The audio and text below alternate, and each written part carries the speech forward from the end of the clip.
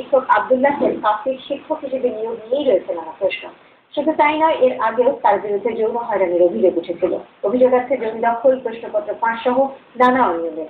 বলা হয়ে থাকে জাহাঙ্গীরনগর বিশ্ববিদ্যালয়ের যে কজন শিক্ষকের হাতে তিনি তাদের অন্যতম তিনি। জাহাঙ্গীরনগর বিশ্ববিদ্যালয়ের সাম্প্রতিক পরিস্থিতি নিয়ে আলমগীর কবিরের ক্যামেরায় শওকত মিল্টনের 3 পর্বের ধারাবাহিক প্রতিবেদনের আজ দেখুন দ্বিতীয় পর্ব। জাহাঙ্গীরনগর বিশ্ববিদ্যালয়ের প্রত্নতত্ত্ব বিভাগের অধ্যাপক ওয়ালি বটেশ্বর খননের জন্য খ্যাত প্রত্নতত্ত্ববিদ সুফি মোস্তাফিজুর রহমান যখন প্রভাষক ছিলেন, তখন তার নাম ব্যবহার করে সাভারের এক প্রকৌশলীর স্ত্রীকে উত্ত্যক্ত করেছিল সে সময়ের এমফিলের এক ছাত্র। 1996 সালের সে ঘটনা প্রসঙ্গে তিনি জানান, এ নিয়ে সে সময় একটি তদন্ত কমিটিও গঠিত হয়েছিল। আমি যখন যাই ওনাদের কাছে, মহোদয়ের কাছে, এবং আমাকে দেখে উনি বলেন যে না ভাই, ইনি তো সেই ভদ্রলোক না। তখন আমি কিন্তু সেখান থেকে চলে আসছি, কারণ ওই নাম দেখে তো আমার হাতের লেখা না 150।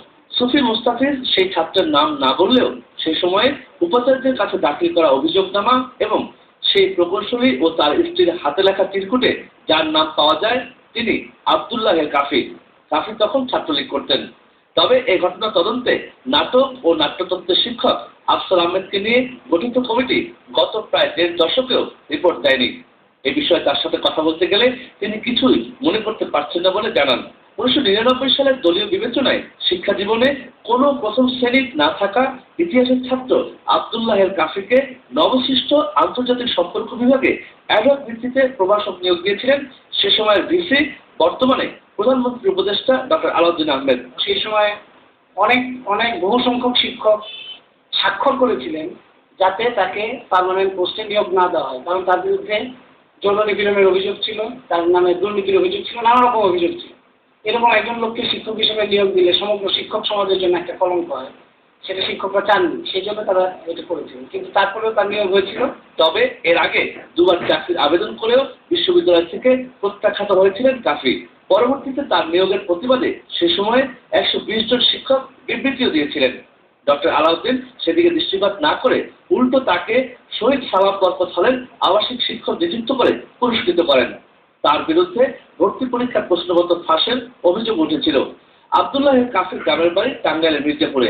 সেখানে তার বিরুদ্ধে ডাকাতি, নারী নির্যাতন, লুটতরাজ ও সন্ত্রাসের অভিযোগে মামলা হয়েছিল। ওই মামলায় তার বিরুদ্ধে চার্জশিটও দাখিল হয়। তবে ক্ষমতাধর এই ব্যক্তি নিয়োগের সময় যারা প্রতিবাদ করেছিলেন তারা এখন মুখ খুলতে নারাজ। আবার সামনের সিনেট নির্বাচনে সরকারি দলের আশীর্বাদ নষ্টের আশঙ্কায়ও কেউ। ইতিপূর্বে কতিপয় শিক্ষকের বিরুদ্ধে যৌন হয়রানির অভিযোগ তুলেছিলেন এই বিশ্ববিদ্যালয়ের ছাত্রীরা। এবার এক নারী শিক্ষিকা তার সহকর্মী পুরুষ শিক্ষকের বিরুদ্ধে একই অভিযোগ তুললেন।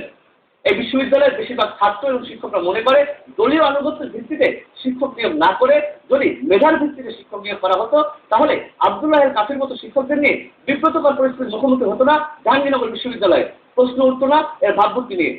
শওকত মিল্টন, এটিএন বাংলা, জাহাঙ্গীরনগর বিশ্ববিদ্যালয়, সাভার। এদিকে অবিলম্বে শিক্ষক আব্দুল্লাহ হেল কাফি ও সালমান হোসেন সানিকে সাময়িক অব্যাহতি এবং যৌন নির্যাতন তদন্ত সেল গঠনের দাবিতে জাহাঙ্গীরনগর বিশ্ববিদ্যালয়ের প্রাক্তন ছাত্ররা মানববন্ধন কর্মসূচি পালন করেছে। তারা যৌন নির্যাতন বিরোধী আন্দোলন করতে গিয়ে ইতিপূর্বে বিশ্ববিদ্যালয় কর্তৃক বহিষ্কৃত 6 ছাত্রের বহিষ্কারাদেশেরও প্রতিবাদ জানায়। জাতীয় প্রেস ক্লাবের সামনে আয়োজিত এই মানববন্ধনে 98 সাল থেকে যারা ওই বিশ্ববিদ্যালয়ে যৌন নির্যাতন বিরোধী আন্দোলনে জড়িত ছিলেন তারাও উপস্থিত ছিলেন।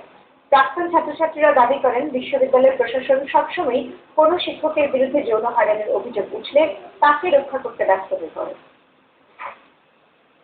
এবার জেনারেল ফার্মাসিউটিক্যাল